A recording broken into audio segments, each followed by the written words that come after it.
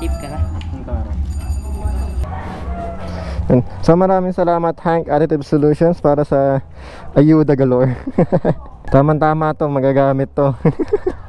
Thank you Panicom. Thank you Sir Hans.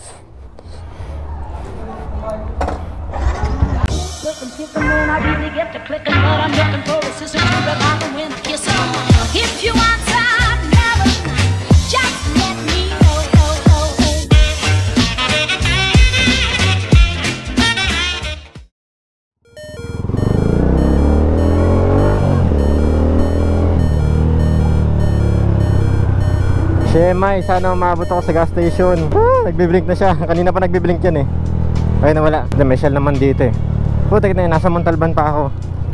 May for delivery pa naman ako sa Cainta ngayon. Pero una muna is Novaliches, Quezon City. Tapos next itong sa may Caintana. So yun, bukas yung shell dito. Iba kasi mga gas station ngayon, sarado. Gawa nung Pasko ngayon eh, December 25 eh. At ang masama pa dito, alam mo yun, Kababuhan Taglay. I-deliver kong helmet, hindi pa ako nakakapagpa lagay ng gasolina. So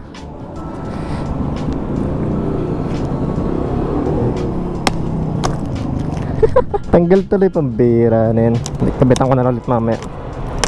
So another day, another life. Welcome sa another episode of Polar Rides. Medyo epic fail to ah. Hindi, pwede pa to. Pwede pa tong na to. Doktongan ko na lang.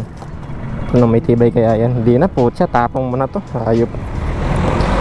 Yan. So sa mga nakalipas na araw na mga brothers, ito talaga yung pinagkakaabalahan ko. Mag-deliver na mag-deliver na mag-deliver. Kaya ang papansin nyo, pero kadalasan kasi ng mga nagiging customer namin is nandito sa may kahabaan ng Montalban. Kaya ganyan. Hoy, kapag-isa ko. Galing sungit eh. Yan. So ngayon ay i-deliver ko mga brothers no, itong SJC CS15 Trion Red MC1. Yan. Hindi pa ako nakapag-try ng SJC pero may plano ako in the near future kasi may gusto kong may gusto kong helmet.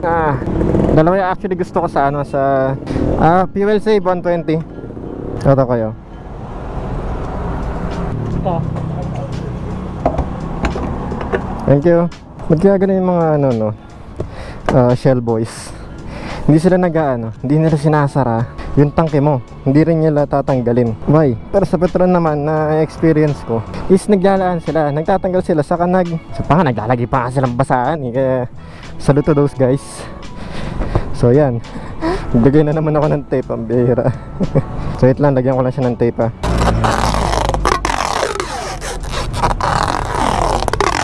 Puro tatad na masking tape yung scotch tape yung aking motor. Pero okay lang yan, di-deliver tayo para sa ekonomiya.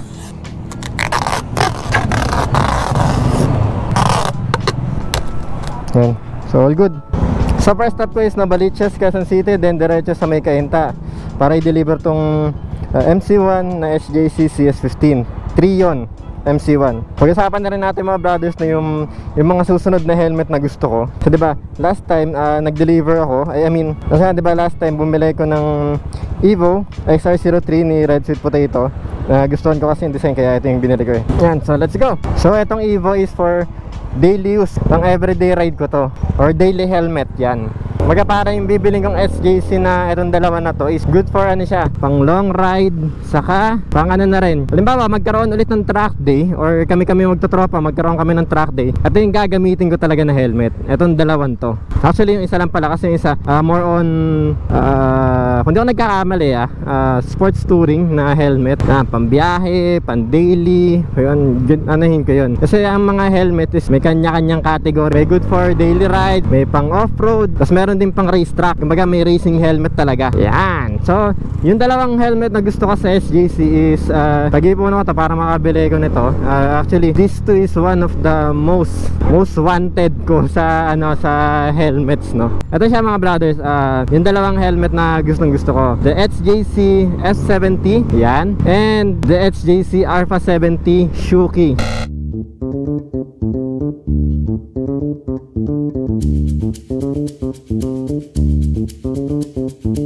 So actually sa F70 hindi ko pa alam kung ano talaga yung gusto kong kulay dyan. Pero for the meantime, black muna para safe. Kasi magbabaris yun sa bike na magkakaroon ako in the near future. Mga pang expressway na syempre.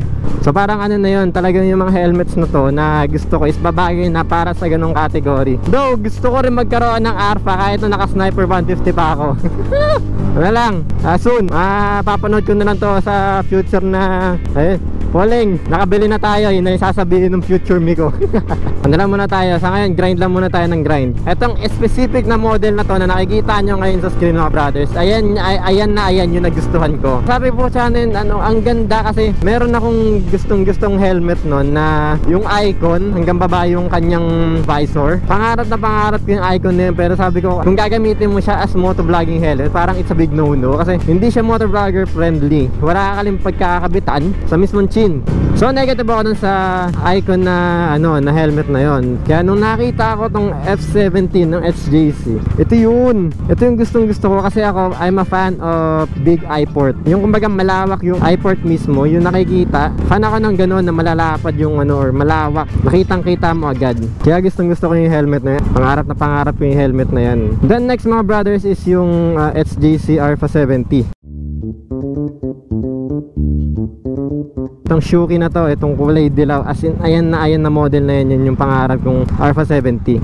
So kung magkakaroon mo ng ibang model ang Arfa na mayroong kulay dilaw din, magugustuhan ka rin yan.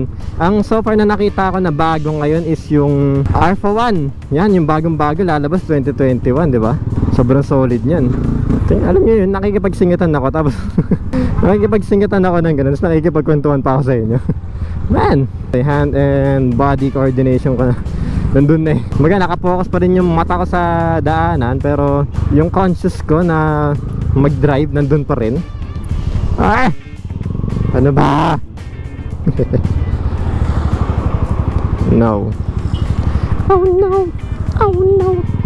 Oh no, no, no, no, no. Yun. Checkpoint ahead, okay. Checkpoint. Gandang hapon, sir. Thank you po. Respect the checkpoint. Kala ko traffic, men. Yung design ng Shuki, yun yung gustong gusto ko sa kanya. Sa pangarap ko yung helmet na yan. Kung magkakaroon ng ibang kulay or kung magkakaroon ng ibang dilaw sa mga Arfa series, yun, tignan natin. Sana magkaroon by year 2021, diba? Marami siyang ipapasok ng mga bagong kulay ngayon 2021. Sana cross fingers.